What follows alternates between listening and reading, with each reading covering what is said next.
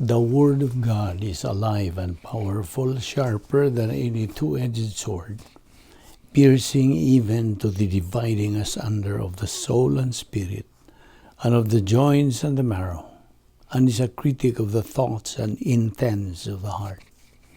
All Scripture is God-breathed and is profitable for doctrine, for reproof, for correction, for instruction in righteousness, that the man of God might be mature, thoroughly equipped unto all good works. Study to show thyself approved unto God, a workman that needeth not to be ashamed, rightly dividing the word of truth. The Bible says, "For God so loved the world that he gave his only begotten Son, that whosoever believeth in him shall not perish, but have eternal life. He who believes in him is not condemned, but he who does not believe is condemned already, because he has not believed in the name of the only begotten Son of God. But as many as received him, he gave the right to become children of God to those who believe in his name. Believe on the Lord Jesus Christ, and thou shalt be saved." We have been saved by grace through faith, that not of yourselves. It's a gift of God, not of works, lest anyone should boast. He who hears my word and believes in him who sent me has everlasting life, and shall not come into judgment, but is passed from death to life. Therefore, if anyone is in Christ, he is a new creation. The old has gone, the new has come. All this is from God, who reconciled us to himself through Christ, and gave us the ministry of reconciliation, that God was reconciling the world to himself in Christ, not counting men's sins against them, and he has committed to us the message of reconciliation. We are therefore Christ's ambassadors, as though God were making his appeal through us. We implore you on Christ's behalf, be reconciled to God. God made him, the Lord Jesus Christ, who had no sin, to be sin for us, so that in him we might become the righteousness of God. Hosea 4:6 says, "My people are destroyed for lack of knowledge. There is therefore now no condemnation for those who are in Christ Jesus.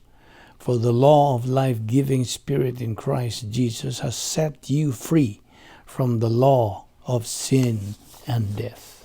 Sa dili pa kita magapadayon sa pagtuon sa pulong sa Dios ni ining adlaw, gikinahanglan ang atong pagpangandam sa itong kaugalingon. Let us examine our conscience, ourselves, kung nababatay mga sala nga atong nabuhat o ato pang gitaguan baka kini mahimong babag sa atong pagtuon sa pulong sa Dios. Busag gikinahanglan nga kana atong hinganlan, admitihan ang kunon nga nabuhat nato kana ngadto sa tubangan sa Dios, og ang 1 John 1:9 the recovery technique nagaingon man. If you confess your sins, God is faithful and just to forgive you of your sins and to cleanse you of all unrighteousness. Apanalang kanimo higalang wala pa'y kalwasan, believe on the Lord Jesus Christ, and thou shalt be saved. Busa sa hilom, magandam ta sa atong kaugalingon. Let us pray.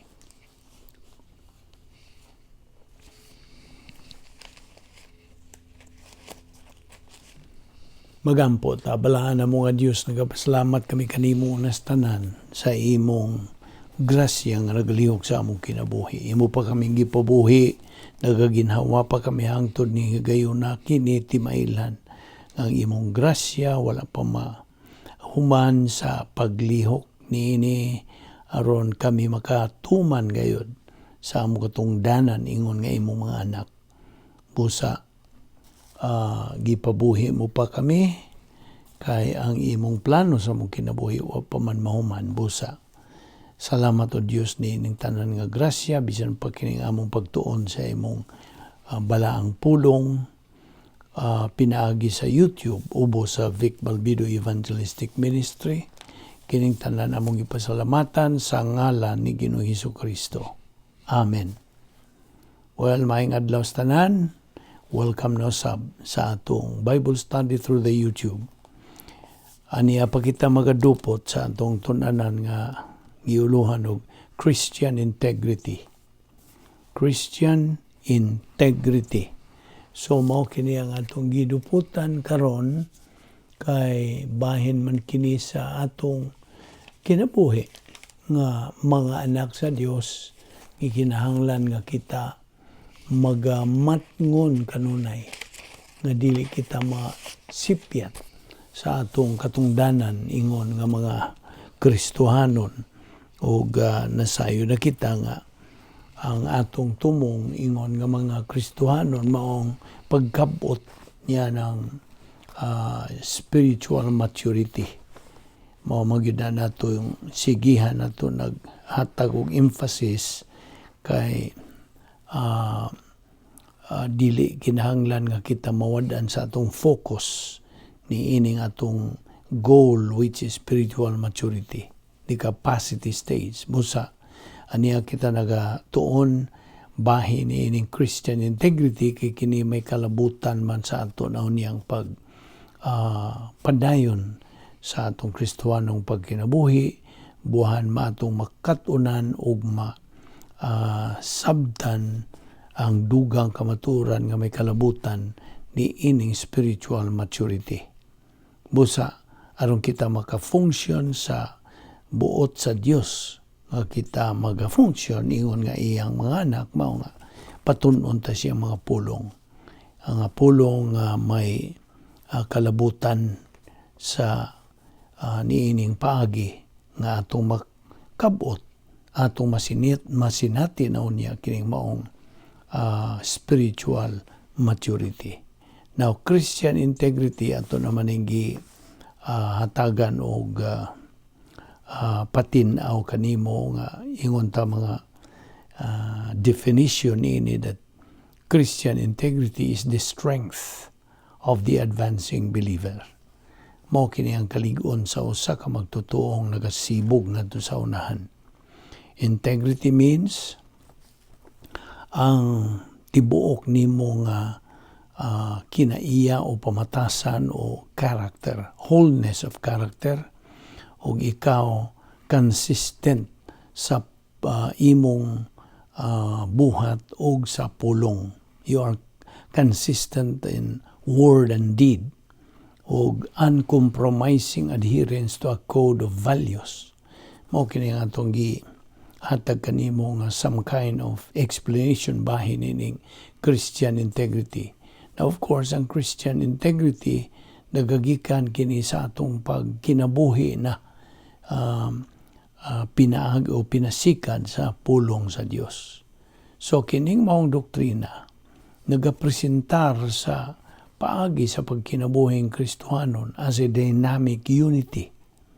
Each biblical command ang matag mando niya sa Biblia alang sa magtutuo nagapadayag kini it reveals an aspect sa grasya sa Dios.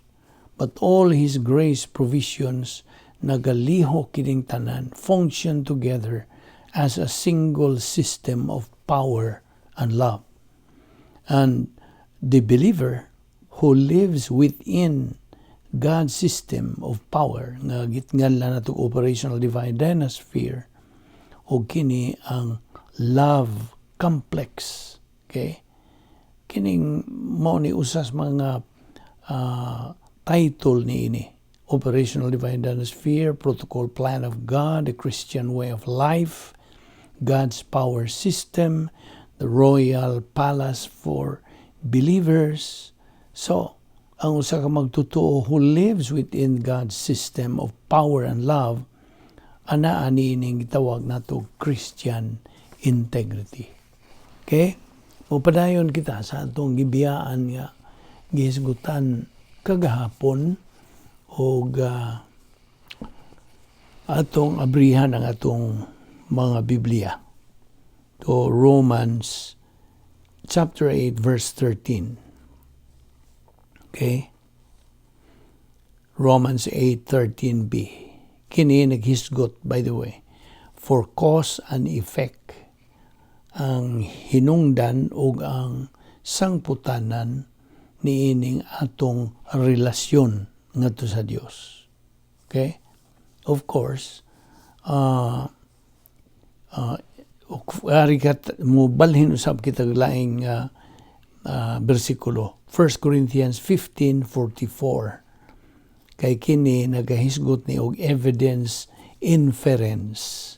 Nagaingon kini, if there is natural body, there is also a spiritual body. Okay? So mo ni ang ginganlan og evidence inference. Og ang buot pasabot ni natural, by the way, if there is natural body, kini soulish kalagnon lang ng buot pasabot ni. So if there is natural body, there's also a spiritual body. Now, atong hisgutan ning bahina bahin sa 4 conditions of conditional clause. Okay? So, mura ni bahin na ni grammar nga may kalabutan sa atong pagtuon ni ining mga kamatuoran. Now, atong unahon ang first class condition. So, there are 4 conditions.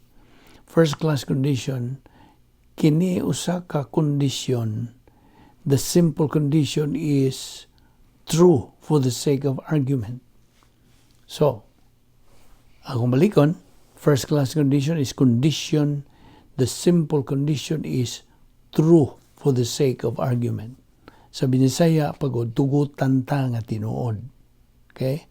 So, sa Griego nga grammar, gitawag kini og prothesis. Prothesis, first class condition kini. Ang second class condition, naghisgot ni og known as contrary to facts. Atong nailhan nga kanang supak kini sa hunsay husto o hunsay tinuod. So that's the second class condition. The third class, traditionally known kini as the more probable future condition, either hypothetical situation. Now, ang fourth class condition, gitawag kini sa pag-explain in English, called the class probable future condition. More of a wish. Mura bag imong kanang gilauman. Okay? It's a more of a wish. It is in the gitawag ni og optative mood sa prothesis. So mao ni ang upat ka mga kondisyon sa conditional clause. Now, di sa tamo dupot paghisgot ni mahina. Adto ta sa 1 Peter 3:14. 1 Pedro 3:14. Nagaingon kining maong bersikulo. But, and if ye suffer for righteousness' sake, happy are ye, and be not afraid of their terror, neither be troubled. Now, under the adverse circumstances, o unsa mang mga kanang malisod nga kahimtang, you cannot force yourself to be happy. Tinood gyud. Di man nimo mapugos imong kaugalingon nga maglipay ka kung naago ka sa ubos ko ka sa malisod nga kahimtang. So, when a believer is already in spiritual adulthood, kung makakabot na ang sa ka magtotoo nining spiritual adulthood, it is impossible not to have trials. Imposible yun. trials, kini ba mga pagsuway, trials make a believer able to apply Bible doctrine. Makahatag kaniya niya ng kanang katakos sa paggamit sa pulong sa Dios ug ang resulta mao ang kalipay. Di ba? So, okay, example, ako kang ehemplo. Ehemplo, sa kaldero. Di ba? Na magkaunsay kaldero. Now, ang prothesis ni premise sa in English, mao ni, kung itungtong sa sugang, okay, ang kaldero. So, adto ta sa apodosis, ang konklusyon, consequence, unsa may resulta. Kung itungtong nimo sa sugang ang kaldero. Ang consequence, ang resulta, mo init. Di ba? So, mo na ang ehemplo na to. Mo ni pagpasabot nimo sa diha nga usa ka magtotoo is already in spiritual adulthood. It's impossible not to have trials. Moabot yun, mga pagsuway.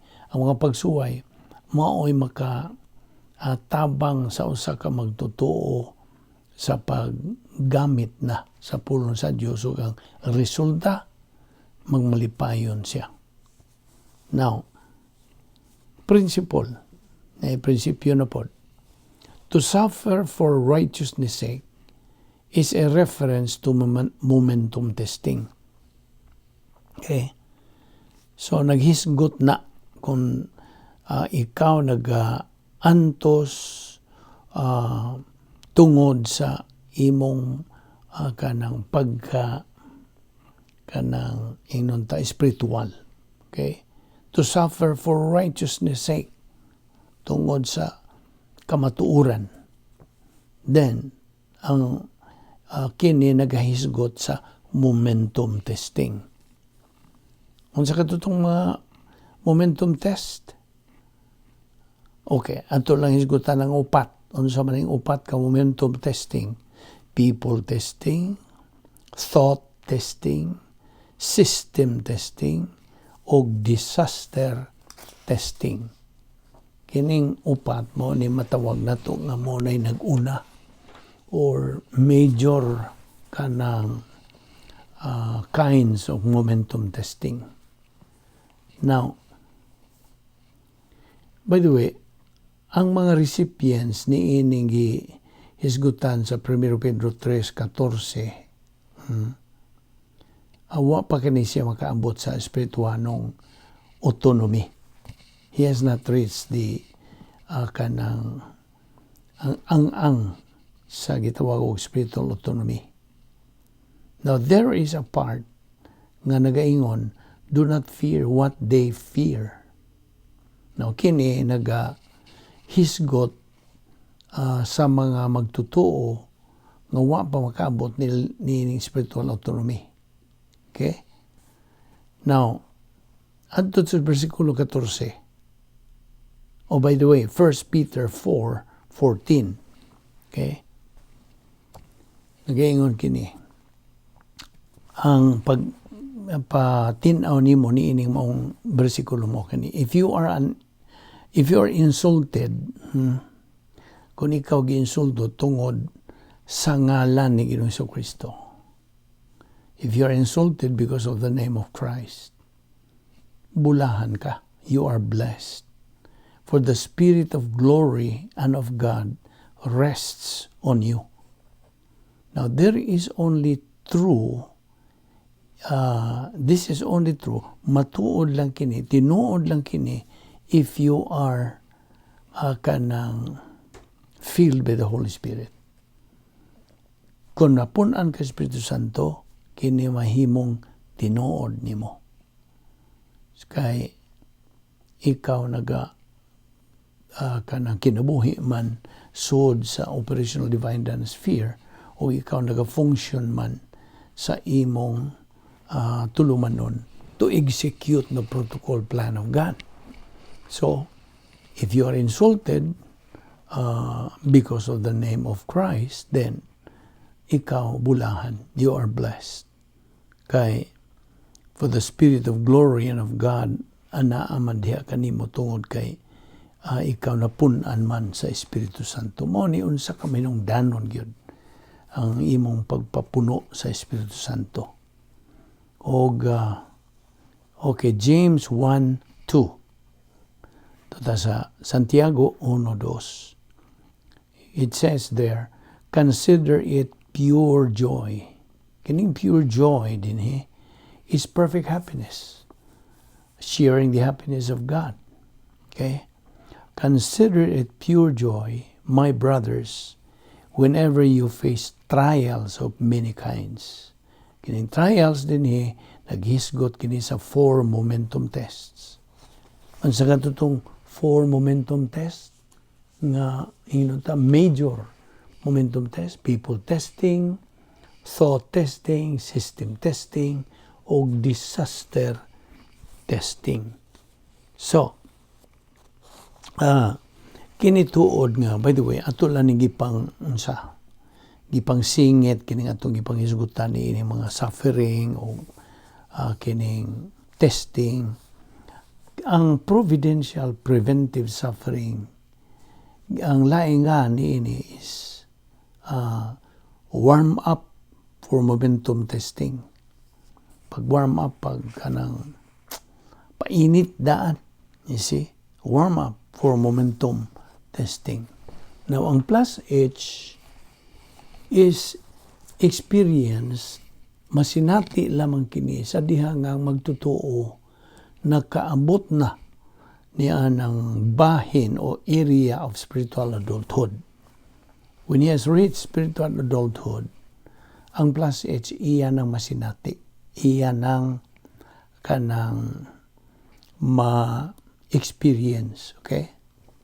Ang Diyos nagasangkap sa matag magtutuo o solusyon, kasulbaran, sa bisag unsang suliran sa kinabuhi. Now, ang problem-solving device number 9, unsa man to? Di ba sharing the happiness of God? Kini nga number 9 nga problem-solving device is a mental, kini bang atong isgutan nga happiness of God, this is a mental status of a believer who is in the area of spiritual adulthood. Mental status. Iyang kahimtang sa iyang panguna-una. Okay? Okay, so, by the way, ayaw na ni kalimti kining tulo ka spiritual skills. Spiritual self-esteem, spiritual autonomy, o spiritual maturity. Ang spiritual self-esteem mao nay ginganlan og providential preventive suffering. Ang spiritual autonomy nga naa sa gate 7 sa divine sphere mao ni ang momentum testing. Okay? Og ang spiritual maturity, evidence testing na. Kay tuwa naman ka sa super grace status ka naman. Now, so, balik rin sa James 1:2. Consider it pure joy, my brothers, whenever you face trials of many kinds. Kining pure joy, di ba ni? Unsa ning matang sa joy? This is what we call perfect happiness. Iya kining kalipay sa Dios. So, akong balikon, spiritual self-esteem is providential preventive suffering. Spiritual autonomy is momentum testing. Ug ang spiritual maturity is evidence testing. Now, ang Philippians 4:11, palihog ka na og kanang abriheng imong Biblia diha. Philippians 4:11. Okay? Unsa gisulti diha? It says there, I am not saying this because I am in need, for I have learned to be content whatever the circumstances. Verse 12, I know that it is to be in need I know what it is to be in need, by the way. So akong balikon, verse 12, I know what it is to be in need, and I know what it is to have plenty. I have learned the secret of being content in any and every situation, whether well-fed or hungry, whether living in plenty or in want. Excuse me. Verse 13, mana niyang popular kayo nga bersikulo. I can do everything through Him who gives me strength. Okay? Now, ang usa ka magtutuo, kinahanglan nga masayod siya how to equate dying with living.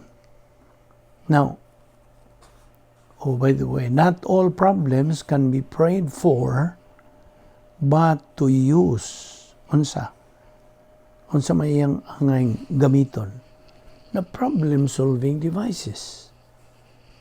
Kay, di man lagi problem-solving device ang pagampo, dili. We pray in gratitude. We pray in thanksgiving. You see? So, James 1:22 to 25, ato lang ni kuha ning duruha, usa ka bersikulo, ang verse 22 nagaingon. But prove yourselves to be doers of the word, and not hearers only, deceiving your own selves. So I hope di na nimo makalimtan. Be not only hearers of my word, but be doers of my word. James 1:22.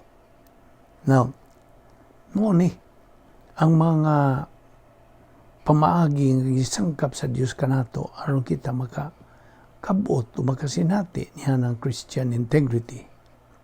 Kaya ang doer of the word maga-execute siya sa yantong tulo ka spiritual skills. Spiritual self-esteem, spiritual autonomy, o spiritual maturity. O gawas pa nini, doon na pagyoy gidugang spiritual skills. Rebound, mo naguna. Operation Z, ikaduha.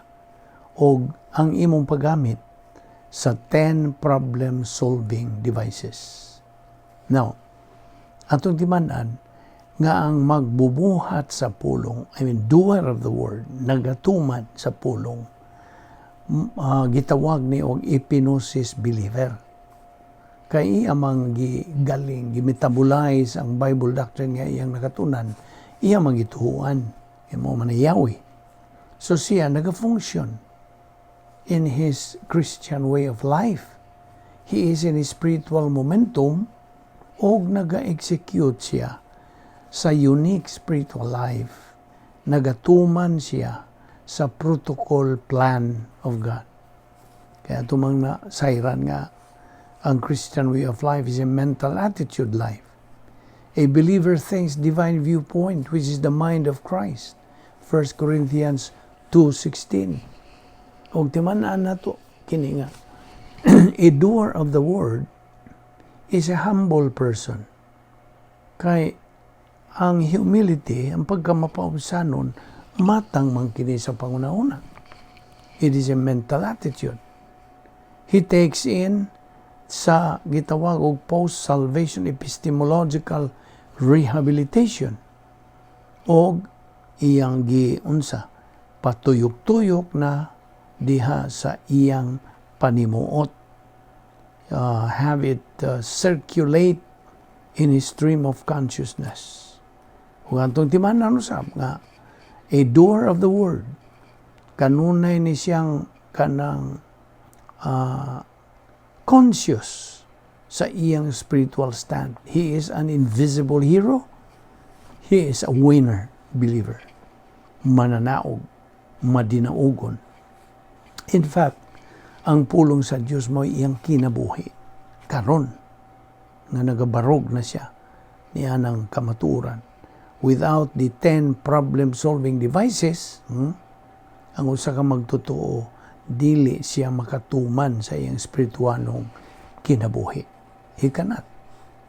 Kaya abi nimo, ang Christian way of life can only be executed effectively in a spiritual way. Dili sa tinawhanon nga paagi. Hinumdum pa ba sa definition sa Christian way of life? It is a supernatural way of life. And as such, it requires a what? A supernatural way of execution. And this supernatural way of execution, pinaagi lamang sa faith rest life. See? Kaya ang pulonggod sa Dios, the Word of God, atong ning ikatandi sa usa ka salamin. We can compare to a mirror. A mirror is used to see oneself, ang iyang naong, and know himself or herself, di ba? Now, so ang usa ka tawo maka-analyze ang kaugalingon by looking herself through the mirror. Musta? Now, ang salamin sa magtotoo mao ang pulong sa Dios. He can analyze himself through the Word of God. Apan unas tanan, ang magtotoo nanginahanglan siya og positive mental attitude ngadto sa pulong sa Dios. Otherwise, dili siya maka-analyze ang kaugalingon. Kasabot ka? So ang iyang mental attitude towards the Word of God must not only be positive but boiling hot. Unsa may boiling hot sa Binisaya? Kanang urot-urot o nagabukal-bukal. Okay? Kaya doon na may tulo ka matang sa attitude nga sa pulong sa Diyos. Ang una, cold. Ikaduha, lukewarm. Ikatulo, boiling hot. Di man din ang tulo ka matang sa attitude nato nga sa pulong sa Diyos. It can be cold bugnaw or lukewarm. Sa may lukewarm sa Binisaya, kanang inadlaw or kanang ato na lang inong inadlaw. Okay, lukewarm. So, dinagaang sa murag nakadungog ko gamay niya na. So, but pasabot, ang ba, nga bugnaw ang init. So, lukewarm. Apan ang buot sa Dios nga batunan sa usa ka magtotoo nga kanang attitude mao ang boiling hot. Kanang nag-urot-urot gyud og nagabukal-bukal. You see? So dili lang kay ang magtotoo kinahanglan og positive mental attitude ngadto sa pulong sa Dios, kun dili nga gabukal-bukal ang iyang attitude ngadto sa pulong sa Dios. Kaya dili siya positibo, dili siya maka-analyze sa iyang kaugalingon. So, that is God's desire for every believer to have towards Bible doctrine in order for him to be a spiritual believer, an epinosis believer. O kadiyot lang kay dunay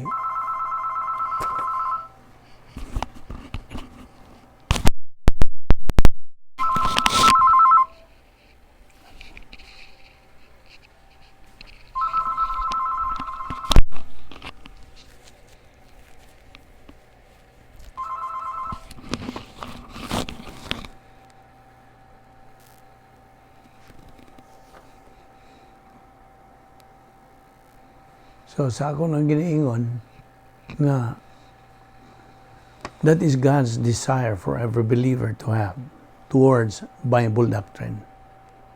Okay? Kay aron siya kanang makakabot niya ng pagka-espirituhan nun. Okay? So, in order for him to be a spiritual believer, mahimo siyang epinosis believer, an invisible hero, o alang kani to be able to live a dynamic spiritual life. In short, a winner believer. Din nilang una kita kutob sa ato pagtuon ining adlaw o ato ni ipadayon ugma. Magampo ta. Amahan namong Diyos, nagpasalamat kami kanimo nining among Bible study through the YouTube ubos sa Balbido Evangelistic Ministry. Salamat ni ini Ginoo sa tanan nimong hatag kanamong ang mga pulong nga among gitun-an aron kini mahimong magamit namo sa among adlaw-adlawng panginabuhi. Kining tanan namong ipasalamatan sa ngalan ni Ginoong Kristo. Amen.